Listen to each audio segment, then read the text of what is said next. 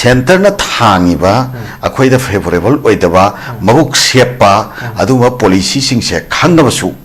maduge map stand to bangam da gi maram se sina ne ba maram di kai na kanda mana maduge map ta wahi ma ka khairo matam da atopa kalup tu ne advantage loki ga ra ba aki ba leiba da gi center ne yana na ba chat pa hen na yabi ba hen na thaujan bi baduna khare hen na kana ba phanga dori ni aduda center ka taidam tawraga chatbin na hautraga de akhoi gi future leiroi haiba sige mindset am da lei thoki da se center ne hen na yabagi competition tongna ba ma se comparatively se tongna ba leire ba ko sigi potse masidaki akoina nanthoke haiba taragadi akhoi politically akhoi collective wisdom ma akhoi sagat pom thau tai maduda yum phamoi ba subjective fact political factor ma akhoi se create to ma thau tai ba idea to ki basis ta mayam je lakadoni ni dana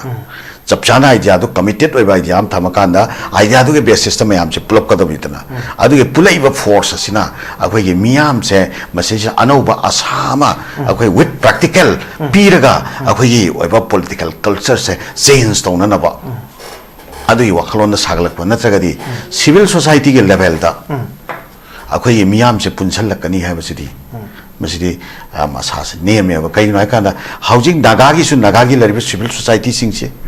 kana no haiba kana makoi gi lariba adumba sep kano sing che political makoi gi tongan ba dream ma moi gi sovereignty demand to moi gi tongan ba political dream ma to riba kangu du gi frontal nak tane ba ana moi gi ratki baro baje do subagi baro baje ne ha su subai baro baje ne na hai da thorak da ba kangu du ne ba nagagi su leitori ba moi cs was na tro aro cookie gi so cookie cs was sing ji independently moi gi masai ba ma no mu hai lo ba ngam na te moi gi leriba separatist element sing du gi puppet du gi moi gi frontal ne ba moi na ayu ki bung baro do numirang baro ne hai to ne numitang gi ado itagadi sige level da kamai pundoi no ba moi ri mai magi tongan ba phiral mom da separatist ki amagi financing da yungal lai khamne se kamai pundoi no akoi so to mungai miras akoi tampak ta su nalwai de akoi all manipur loi hairam mi ko ado haujik ti all manipur hairam bom kai do loina maitai represent tawraga cookie ga wari sana ba chatli hai tuni tili da akoi so manipur gi ne na haiba organization sing se maitai represent tawraga tili da wari sana ba chatli hari sini akoi so ada krai no se da collective manipur gi aspiration krai lari ke the collective manipur gi aspiration se CSO gi level da lakani haiba se masidi akoi unless there is a political will lama ya there is a political will lama gi makhada mass people gi level da akoi gi punna hingmin na ba da yum phamoi ba akoi apun ba manipur gi polity ma madu da yum phamoi ra kanda center na thangi ba khongthang sing sida akoi gi collective survivalism da kaihan gadaba khongthang sing se koina check and balance to bangamba that kind of political akoi kanoma will lama akoi se political narrative ma akoi se political initiative ma akoi se pakat pase mathau tai ba madugi podaduna miyam ge mandate to laura kanda miyam ge apama mandate to phangakanda center se fazana koina check and balance dil to bom changeba maramdi Narendra Modi na nasi phawa 2023 dagina 2025 phawa se koi gi mute spectator wena le rakana manipur la ko matam da kari tawi sing gi phallama tampaki phallama lautho ma sakhiyo adi matung da amuka kari tawi akoi gi president Draupadi Murmu na amuka sing gi wa separate fund leiba se ma acknowledge tawi mu haire adadi singi separate phallama acknowledge tawi hairabadi separate fund se administer tawnana ba execute tawnana ba magi loisang darkar le oidra ba adugi loisang tudi amuka tampak tagi man magi miyeng du uri ba tampak ki administration sri tawanduri prai ba adui taragati magi singi oiba administration na ba lauthok tabagi wari manung da masigi wakhal se setting toraga leire manipur ge boundary kai tabadi yai miras manipur ge boundary kai khidabari yai adubu akhoi gi Karbyong long gi autonomous council gi mongda adu boro gi mongda manipur se separate administration na ma thamna na bagi magi center gi policy sidi quietly visible akal la da ida direct landing boje tamona yam chawba yam striking oiba akhoi gi position ama low hojik in case hojik time limit se 13 February si photo kai gumba government se sem bangam hoda taragadi Manipur da ruling political party sigi firan paibi na ba mi bhoma paibi na ba ni ko firan se lai roi uncle kari hek to bini sorry ai adu mathung da uncle hong lak chati khoi ge miras lengak semba hai basi khoi ge democracy da miyam gi mandate majority gi mandate phangba aduma kanglup sing du gi mathak ta khoi ge constitutional obligation yes aduna magi constitutional obligations majority command tauna madu prajada madu render toba ngam da targadi prajada madu piba ngam da targadi ma se politically fail oi re habani miyam ge responsibility do ma pangthok ngam tre fail oi re habani yes adugi matang du yorok pakan da mangon da makhata na miyam na togada ba asa se krai dano adoi bataragadi hariba political party do miyam na reject to ba haibse tangai phatana miyam na dum tora agada ba posak oeba aduna haujik February ge date 13 se masi akoi sahi ma phaka do ini se sida akoi president mul selera pa aduna sai animated suspension hang tok pagi magi aroiba magi deadline se sigi matam chi do wara panina si phawbagi manungda lengak si amu hanari jum to bangam hauta taragadi adui matung dadi akoi gi Manipur gi lariba legislative assembly chair masi dissolve tor kadori baneba dissolve to khra matung dadi MLA singi hojik lariba power MLA status layer president adagi president kanogi speaker gi power kari kra loina mak loi khra ta banina adugi matam dadi akoi gi hojik lariba pending issues meyam Manipur lariba pending issues meyam che masi thawaina maki masigi issue se leihanna bagi damakta center na masigi lariba situation se control to da bida lengak sia mona restore to da bida masi thami bra ha se miyam da sigi pose realize to ka toriba miyam na masigi wa pha lep to ba yak to ba adugi matam du da Manipur lariba pending issue sing se yoga thami ba kanglup tu gi phiran sibu kanana Manipur pakan ba pam ba praja sing kanana paibi ka tori bano aduna ni hojiki zakang lipanu je hariba ka phiran ruling party sigi phiran paibi na ba Manipur praja leiroi okay ai question amu lak charake hojik Manipur da Santi leiram pa phet malakpa even IDP sing na masa badanda willingly masana initiate to ga da ikoi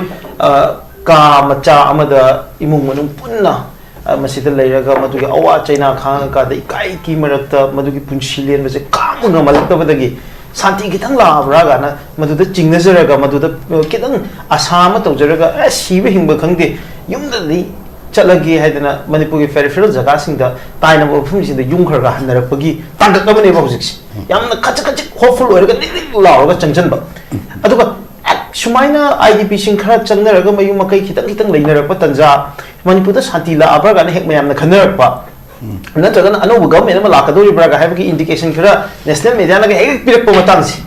even हदे अनौब government अमा इकोइना dissolve तो खरगदि हाइबकी चिंगजब दुनि मयान फुगोइ बजिना अदो there is likely to have another government अमा लाकदो ओथोपसो जु लेगे सुगुम तंजासी हेक योपगा आई सबोटेज तौनो होनर पगुम्बा adagi boom mo khaira pogumba irang amala hanbugumba nongmai khara kapak pogumba sugumba thuisi kana who this agency involved si matang sida hanagi minister BJP ki makok thumbu luchungba ma ju ngangan phongdo gi Hindustan Times da Hindu the Times of India da widely report tawre foreign agency ma'am involved over ga hai question ama khamai yingi hojiki Manipur da Santi Lakpa yade na khali ba kangbu ji kana no Manipur da Santi Lakpa kana mangjeri ji moi de kaino aduga moi de tongjeri na kaino angal kare bini si matang sida miraza khoi recapitulation macha maka khoi thamjo tang thamjage aham da ko akhoi huji Manipur da thoiba crisis se masi akhoi mayam punamang na khangi karigomba center na masi mabuk shape pa magi wakhal leram draba center na tasengna willingly magi praja amani aduga hairiba praja sing sida constitution ye adu ma chapchaba magi duty sing che masi enforce togadamni constitutional obligation sing che enforce togadamni na chapchana khalam bataragadi matam du da koi 2023 ge May gi tang ahum da thokriba irang che khudak da government of India ge leriba machinery mayam magi law enforcing agencies mayam magi security forces mayam se siznaka khudak da krak laga control toromba yabdo तौहंदबिदा सेजरा अखोय मयाम द फागी फरांग सानरगा सेजरा मित्त मित्रंग चाइसलगा मित्रंग तौरगा मित्त उफुन चाइसलगा अखोय मणिपुर के प्रजा सिंग से सिगे मरक्ता खाइबुंग ताबा पॉलिसी मा लिसांग सितना चथर इबसे मसिबु अखोय नहुंगना मुंगांगना खिगथ्रो अखोयबो नंबर 1 करिगे दमक्ता अखोय 2023 के मे के तांग अहुम दा रैली चटपा वायलेंट थोइबा दुगंबा रैली चटपा कांगलुप सिंग सिगे मथक्ता सिक्योरिटी की चपचाब क्रैक डाउन करिगे तौखिदबनो मधु तौननबगी दमक्ता करिगे थवांग तौखिदबनो नंबर 2 अदुगी मतुंगदा करिगे दमक्ता बोथ साइड ता वेपनाइज तौखिबनो बोथ साइड ता कोई सिंग नमसुंग तमदा अनिमक्ता वेपनाइज तौबसे हकथेंग नमसुंग नाकोइन नमसे सेंटर की रेस्पॉन्सिबिलिटी नि अखोई गवर्नमेंट ऑफ इंडिया की लेंगाक की अदुंबा रेस्पॉन्सिबिलिटी नि अखोई हाइरोइड बगी मरम लेब्रा मतौ करमना अखोई प्रजा नोई प्रजा नोई कमाई ताखिबनो मसी मखोइना कॉम थोकपो मखोई थादोकपो पॉलिसी अमा नतबरा अनाखल अनिमक्ता नोई पाइना हलबा मतुंगदा नोई पाइनरीब कांगलुप सिंगसिना कामनारकब मतमदुदा मयाइदा बफर जोन सेमबसिना करी मरमगी दमक्तनो अदुगा बफर जोन करी दमक्ता कंटिन्यूटी तोबनो अदुगा फ्री मूवमेंट करी दमक्ता याहंदबनो इंडिया की टेरिटोरी अमगे मनुंगदा सिगी जगह कांगलुप सिगी जगह सिगी कांगलुप सिगी हाइबा अदुगंबा imaginary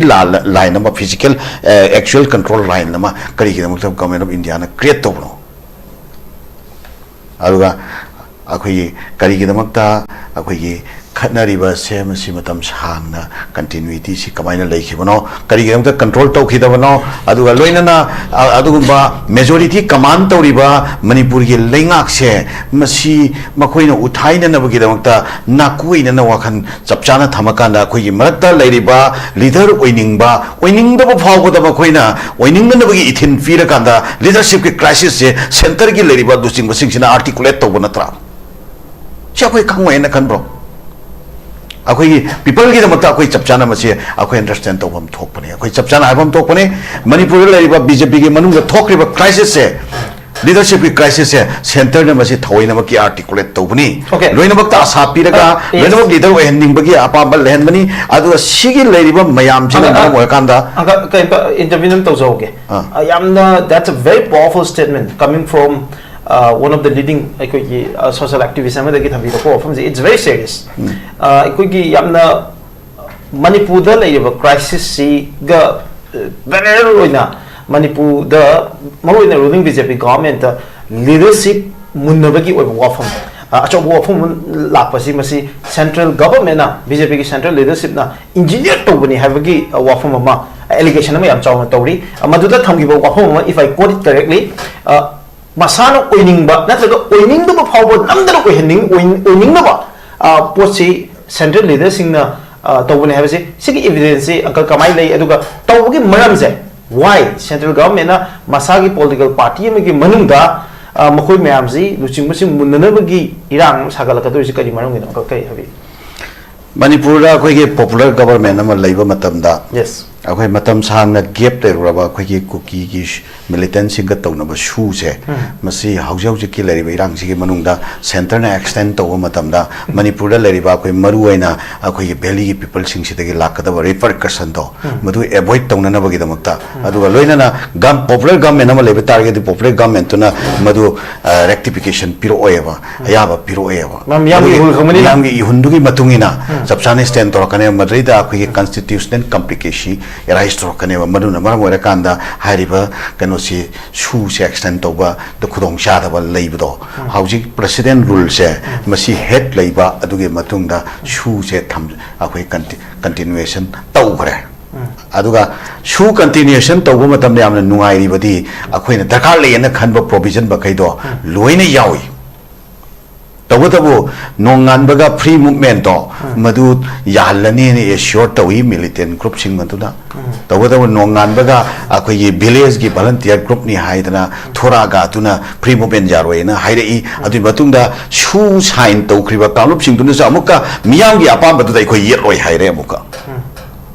aduga free movement dia amuka yahandre free movement yahandaba matamduna government of India na kari free movement da na koina daita lawtribano shu kambu sing aduna daita lawraga free movement da athingba kari gi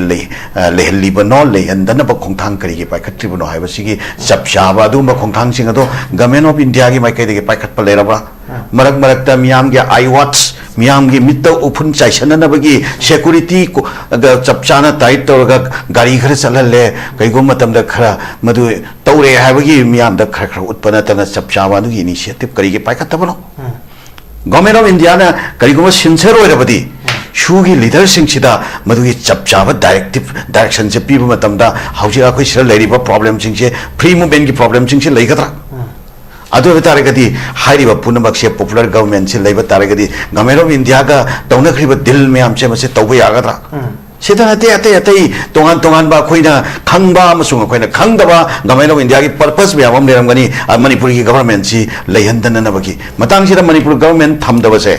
masi akhoi gi kanona haiba amit chana akhoi parliament ta haikiba masi manipur da chief minister oibina ba leitabadagi akhoi thambane law and order ga mari leina na akhoi thambana te na parliament hai khiba mayam tabiram gane ba adu taragadi manipur da chief minister oi bina ba leiroi to risi kari gino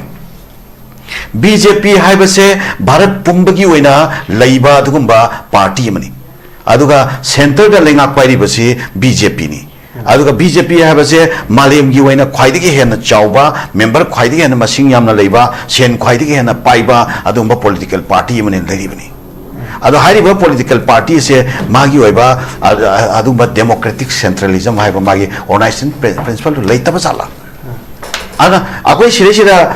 miraj akoi gi sira akoi gi state ki legislature khallaga leader khalle hari se leader se akoi mayam legislator mayam dun election to khanba man bai wane ba nominate ti kana na to no center na to na traba ado betaragadi center na kana go me any XYZ ma akhoi sirishida leadership crisis leire haiba taragasu mana nominate to mi do madu ya tabai yaroi nakoi punama madu yagadamne na mana chapchana magi command je torpa matamda karamba BJP gi MLA na madu gi mayapta ai adu gi mayapta leigani na lep kadori bono ba hojik leiriba situation sida popular government nama CM na nabagi damakta manipur da popular government se restore to nabagi damakta BJP high command na Mr X se Y se koina appoint tore koina khalle haina nominate toroga thadora pada ai madu yaroi hai popular lengak sembagi mayapta ai leigani na hairaga hauji ki matam sida chong thuak leigadaba BJP ge MLA si kanano very good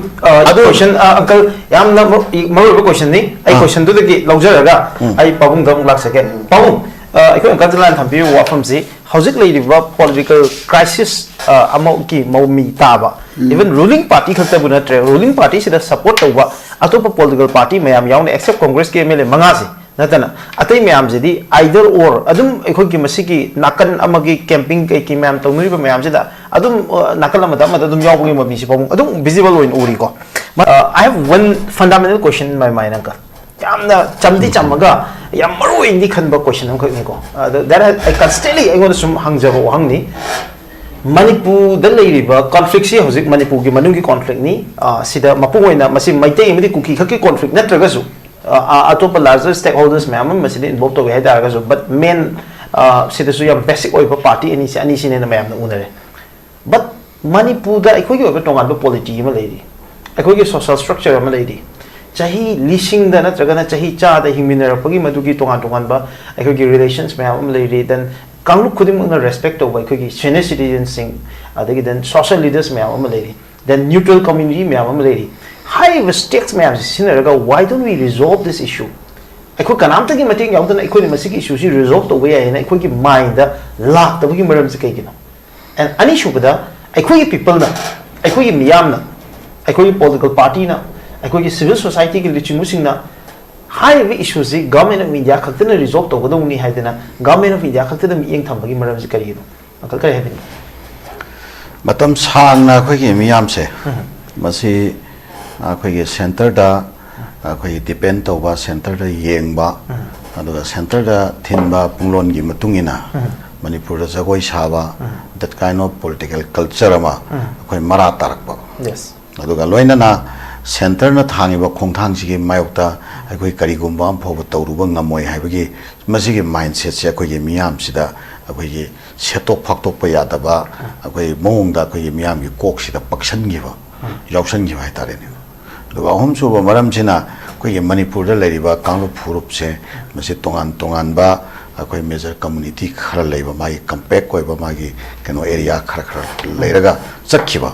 ꯃꯔꯨꯑꯣꯏꯅ ꯀꯨꯀꯤ ꯍꯥꯏꯕ ꯑꯃ ꯅꯥꯒꯥ ꯍꯥꯏꯕ ꯑꯃ ꯑꯗꯒꯤ ꯑꯩꯈꯣꯏ ꯁꯤꯗꯩꯁꯤꯗ ꯃꯩꯇꯩ ꯄꯥꯉꯜ ꯍꯥꯏꯕ ꯑꯃ ꯁꯨꯃꯥꯏꯅ ꯂꯩꯈꯤꯕ ꯁꯤꯒꯤ ꯄꯣꯂꯤꯇꯤꯀꯦꯜ ꯐꯦꯛꯇꯔꯁꯦ ꯃꯁꯤꯅ ꯃꯔꯝ ꯑꯣꯏꯔꯀꯥꯟꯗ ꯃꯥꯒꯤ ꯀꯥꯡꯂꯨꯞꯇ ꯌꯨꯝꯐꯝ ꯑꯣꯏꯕ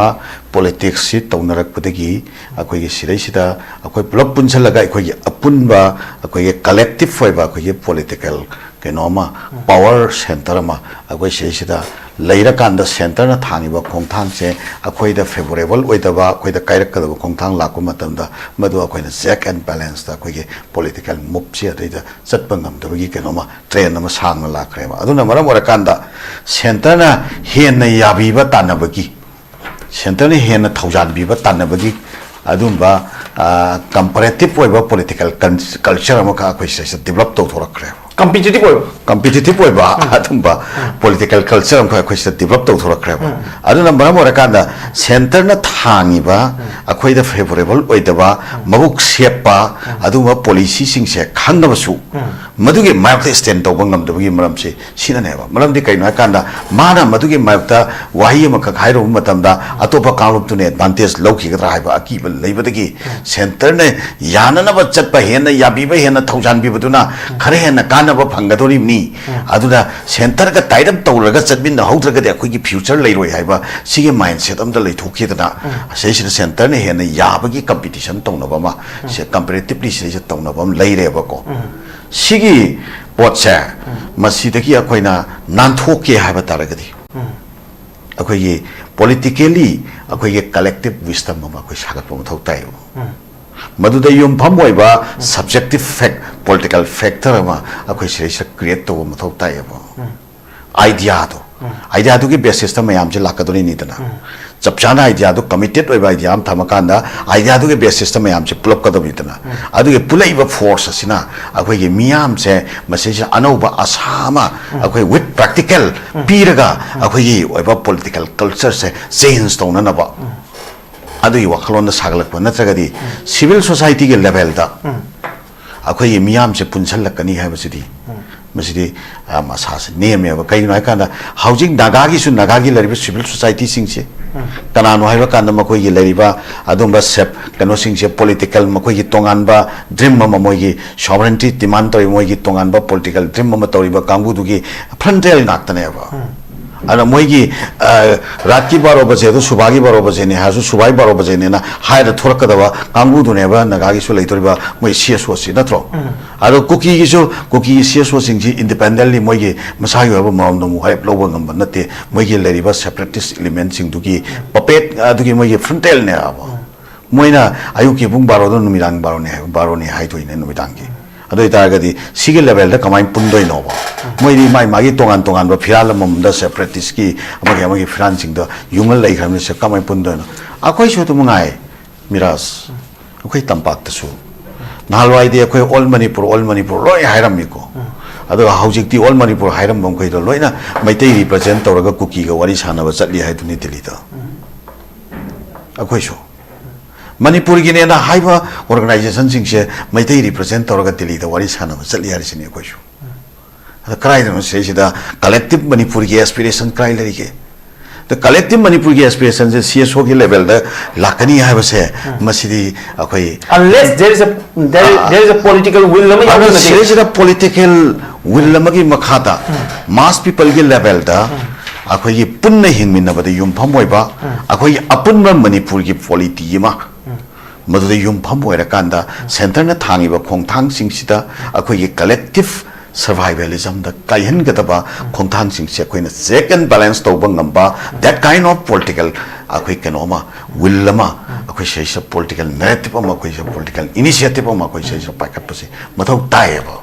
madugi podaduna miyam ge mandate tu laura kanda miyam ge apama mandate tu phangakanda center se fazana khoina check and balance the dil to bom changeba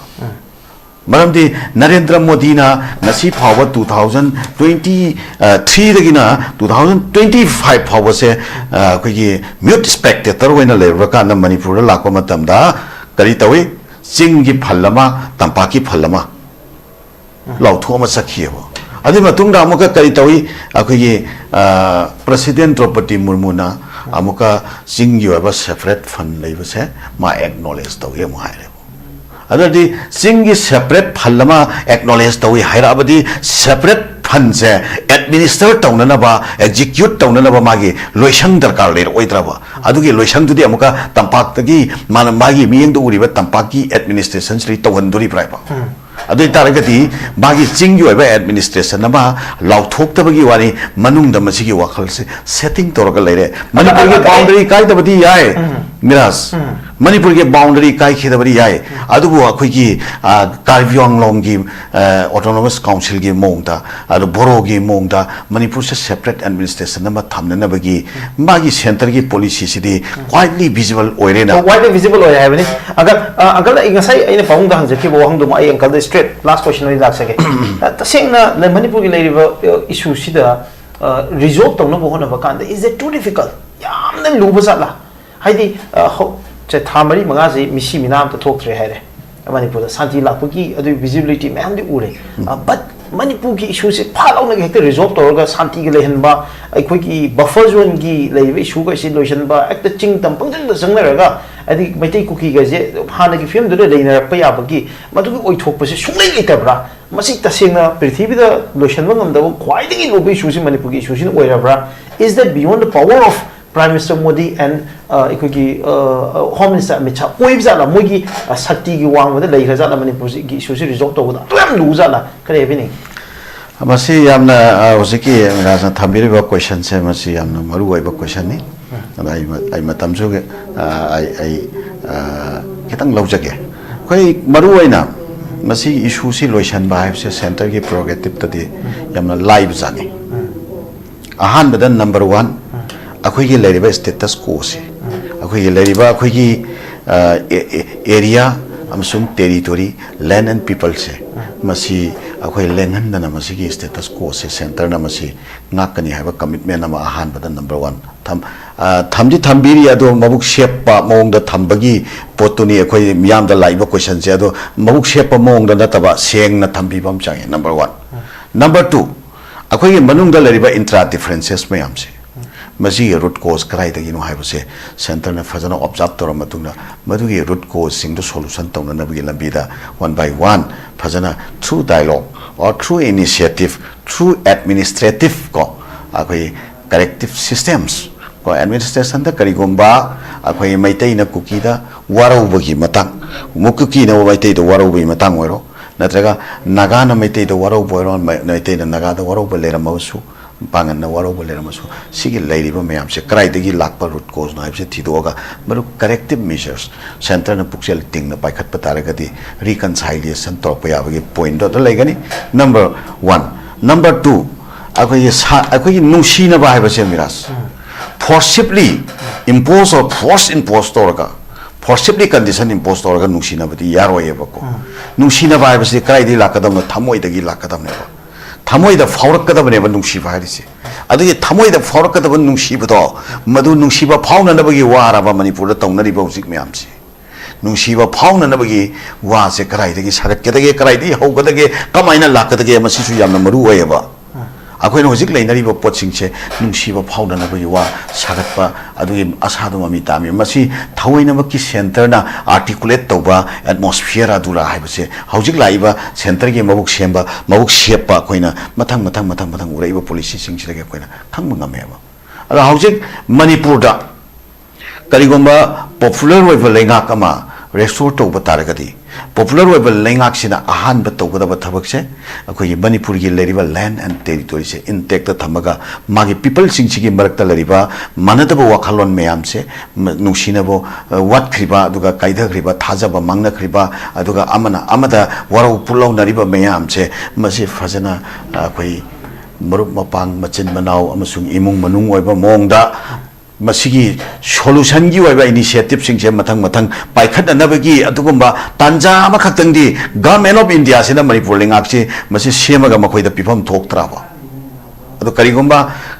February 13 sibogi manungda government of India sina madugi lengak ado restore tor pataragadi magi political gi kari gyama magi potu tongan na thabaga government of India sina Manipur gi people che masi somewhat little percent makoi na wakhal di kharati khanbiri tana haina koi khanba yabra gaida aduga madugi pothul hakta pataragadi masigi lengak se government of India pairi ba masigi lengak se masita koi Manipur gi future se asa tawni ngai leitre abse si phawdi nakhai sengna ba ma chumme Okay. Okay. That's a powerful statement. I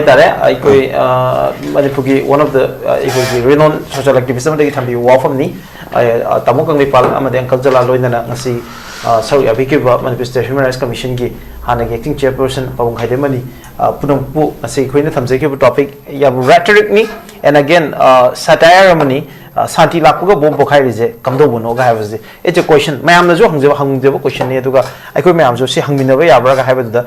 Puja Penny have a tare to Gangasiki programs. How would you from young Kabiki Manipur Mambo? Ammococ Tagari Kun, which in before that I could Benizulagi president of the United States and Park Matangze. I could my Amamo comment over report message my Amam Tabi report because we have been constantly following up the global politics. The Gaikuina Siki discussion platform sida Malami Tongan from the Tokpa geopolitical dynamics Mayam say Ikoina Tatana Habitare, Masimiam the Puraga Kanani never platform I could notice windows you Lakshavani, national politics or international politics or here Aduga Ikoi Hiver Venezuela Matang Sisu American politics key expert Amagaloina, Ikoi Masi interview Matozere, Harp interviews, Atumatam the Tado Ragani, the Miam Gaiduna Levio, the Gomiam the Nuago program Yamama Havatare on the subject of polity, the economy, the social politics, Mayam Siga Marilina, Wafam Sing, culture, entertainment, Marilina, Mayam Pudun Laksage, Nasi the Mukti, Mayambu, Amokata Tagate.